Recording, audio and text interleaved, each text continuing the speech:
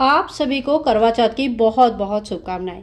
Friends, आज के video में हम देखेंगे करवा चौथ के बहुत ही सरल पूजा सामग्री, जो सामग्री हमें पूजा के लिए चाहिए होगा। संपूर्ण पूजा सामग्री आज मैं आप सभी के साथ शेयर करूंगी, तो आप चाहे तो नोट कर लीजिएगा ताकि कोई भी सामान ना छूटे। इसके अलावा आप अपने सामान को कितने भी महंगे कर सकते हैं, बढ़ा सकते हैं, ये बिल्कुल आपके ऊपर है। तो चलिए शुरू करती हूँ करवा चौथ की पूजा सामग्री। सबसे पहले देखिए, पूजा के लिए हमें एक चौकी चाहिए होता है, तो कोई भी पटला या चौकी आप ले लीजिएगा। और चौकी के ऊपर बिछाने के लिए लाल आसन हमें लेनी है, क्योंकि ये सुहाग की पूजा होता है, तो लाल आसन लेना बहुत ज़्यादा शुभ माना जाता है। इसके बाद देखिए, हमें करवा चौथ माता का फोटो लेनी है। तो इस तरह का आपको फोटो मिल सकता है, बाजार में मिल जाते हैं।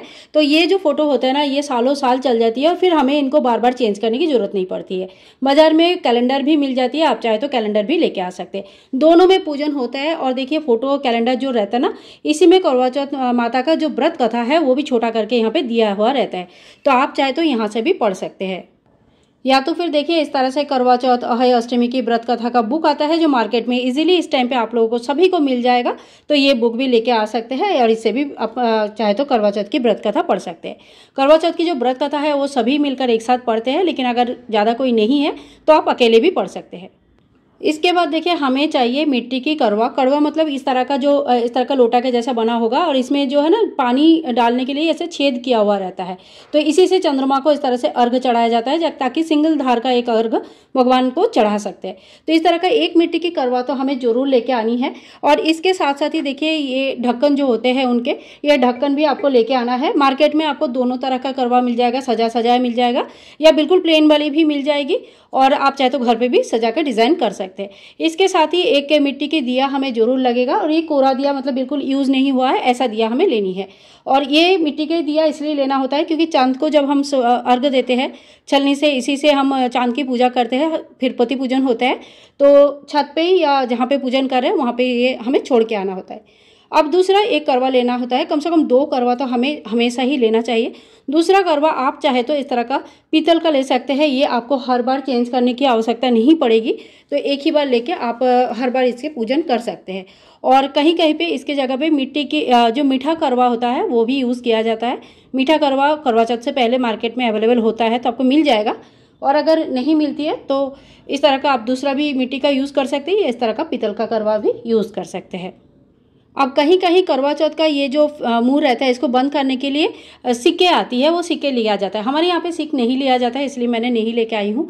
तो अगर आपके यहाँ पे लिया जाता है तो करवा के साथ ही जहाँ पे करवा खरीदेंगे वही मिल जाएगा, आप सिक्के ले लीजिएगा, जो कुश घास का सिक्का होता है। और अगर नहीं होते हैं तो आप छोटा सा कोई माचिस के तीली भी इस तरह से छोटा सा टुकड़ा करके इसके ऊपर थोड़ा सा कॉटन लपेट के फिर मुँह इसका बंद कर दिया जाता है।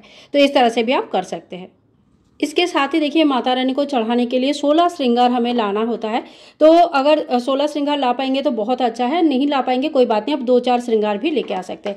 ये माता रानी को चढ़ाया जाता है। और श्रृंगार सुहाग के सामग्री अगर सास सुहागन है तो उनको दे सकते हैं, घर के किसी बड़े को दे सकते हैं, या आप जिन्हें बायना देंगे उन्हें भी दे सकते हैं। मतलब ये किसी को दान भी किया जाता है।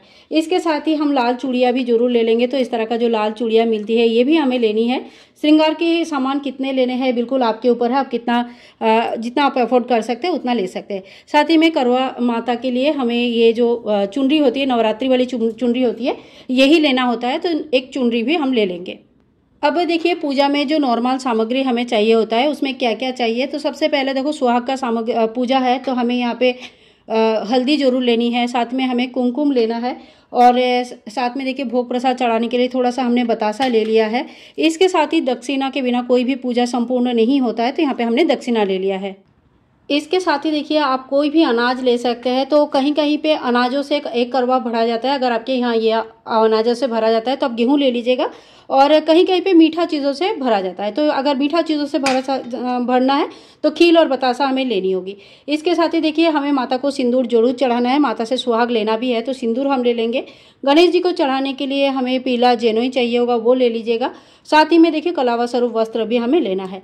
इसके साथ ही हमें 1 लोटा जल भी लेनी है।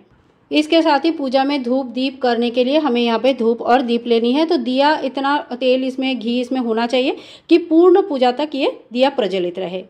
अब देखिए, ये सुहाग की पूजा होता है, तो जो हमारे मतलब सुहाग की चीज़ें होती है ना, वो सारी चीज़ें हमें जरूर लेनी है। तो यहाँ पे मैंने अपने सारा सामान यहाँ पे रख के रखा है। तो आप लोगों को बता देती हूँ क्या क्या लेना ही चाहिए साथ साथ में। तो ये है मेरे मांग टीका। तो मांग टीका आपके पास अगर ओरिजिनल शादी वाली है तो बहुत अच्छा है, नहीं है तो आप कोई आर्टिफिशियल भी पहन सकते हैं, ऐसा कोई बात नहीं। बस हमें श्रृंगार अच्छे से करना चाहिए और श्रृंगार हमें अच्छे से करना पड़ता है। और इसके साथ ही हमें नथ जरूर पहननी होती है। तो जो भी नथ आप पहनते हैं, नाक मतलब खाली नहीं रहना चाहिए। अगर आप शादी की नथ पहनना चाहते हैं तो बहुत अच्छा है, और अगर नहीं भी पहन पाते हैं तो कोई बात नहीं, आप कोई ना कोई नाक में जरूर पहने। नाक एकदम खाली अच्छा नहीं माना जाता है। और इसके साथ ही हम मंगलसूत्र जरूर पहन लेंगे। तो ये कुछ चीज़ें ऐसे होते हैं जो सुहाग की निशानी होती है, तो ये सारी चीज़ें हमें जरूर पहनना है। इसके अलावा आप 16 श्रृंगार कर सकते हैं।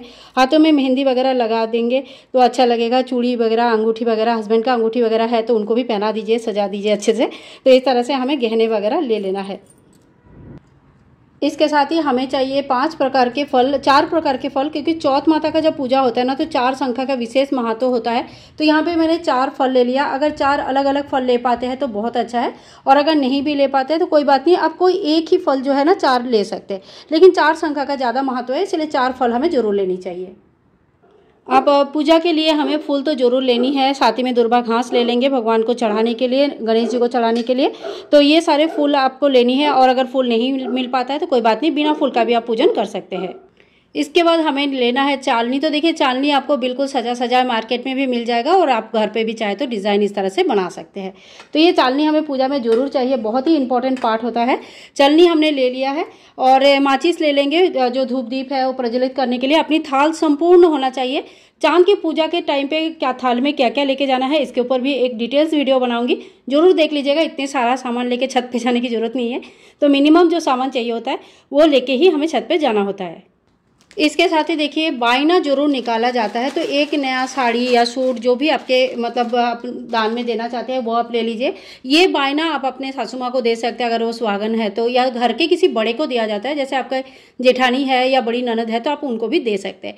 और अगर कोई नहीं है आसपास तो आप किसी को भी ये दान कर सकते हैं, जैसे पुरोहित को उनके वाइफ के लिए दान कर सकते हैं, या ब्राह्मणी को दे सकते हैं, किसी सुहागन महिला को दान कर सकते हैं। तो जब हम साड़ी देते हैं तो बिल्कुल खाली नहीं देते हैं, इसके साथ 1-2 श्रृंगार के सामान हमें जरूर चढ़ानी चाहिए, चाहे वो कुछ भी हो। जो भी श्रृंगार के सामग्री आपको लगता है ठीक लगता है वो आप चढ़ा दीजिएगा, और इसके साथ ही थोड़ी सी दक्षिणा हमें रख देना है। तो ये बायना हमें जरूर निकालनी रहती है। करवा माता को पहले चढ़ाया जाता है और बाद में फिर इसे दान कर दिया जाता है। इसके बाद देखिए अगर आप लोगों के यहाँ पे कलश स्थापना किया जाता है, सबके यहाँ पे कलश स्थापना नहीं होती है। अगर कलश स्थापना किया जाता है तो एक कलश ले लेंगे, कंठ में मोहली बांध लेंगे, जल से भर लेंगे, और आम के या अशोक के पत्ते ले लेंगे, इसमें टीका कर लेंगे। तो इस तरह से हमें कलश स्थापना का जो सामग्री होता है वो चाहिए होगा। और आम का पत्ते अगर नहीं मिले तो आप पान के पत्ते से भी कलश स्थापना कर सकते हैं। और ये यहाँ पे हम लोग आम का या पान का या अशोक का पत्ते ले लेंगे। साथ में कलश स्थापना के लिए 1 लौंग इलायची और 2 लौंग, 1 इलायची, 1 हल्दी के गांठ, सुपारी, 1 रुपये का कॉइन और 1 फूल और थोड़ी सी चावल। इतनी सामग्री हमें चाहिए होता है जब हम कलश स्थापना करते हैं। तो ये कलश स्थापना का जो सामग्री है ये हमें ले लेनी है। तो फ्रेंड्स ये वो संपूर्ण सामग्री है जो हमें आज के दिन पूजा के लिए चाहिए। इससे देखिए कितने भी कम सामान में भी आप पूजन कर सकते हैं। ऐसी कोई बात नहीं कि इतने सारा सामान आपको चाहिए होगा, लेकिन संपूर्ण सामग्री यही है। इसके साथ ही देखिए जो भी घर में भोग प्रसाद पकवान मिठाई वगैरह बनता है वो माता रानी को भोग चढ़ाया जाता है। तो अपने अपने हिसाब से आप लोग देख लीजिए, जो भी आपके पास भोग है, नहीं है तो खील बतासा का भोग तो है ही है, वही हम चढ़ाते हैं।